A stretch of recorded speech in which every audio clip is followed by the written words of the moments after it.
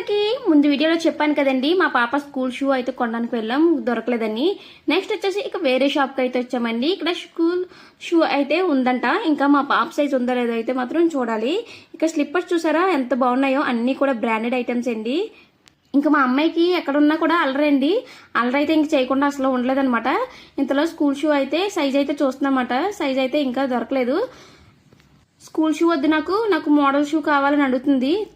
ముందు వచ్చిన పని చూడని ఇంక మా ఆయన అయితే స్కూల్ షూ సైజ్ అయితే చూస్తున్నారు. ఇదైతే సైజ్ అయితే పెద్ద అయిపోయింది. కాలు సైజ్ చూసుకునే దాంతో మా అమ్మాయి అయితే జారీబాల్ అయితే జారేస్తుంది. ఇంకా ఫైనల్ గా మా అమ్మాయికి షూ అయితే సెట్ అయిపోయింది.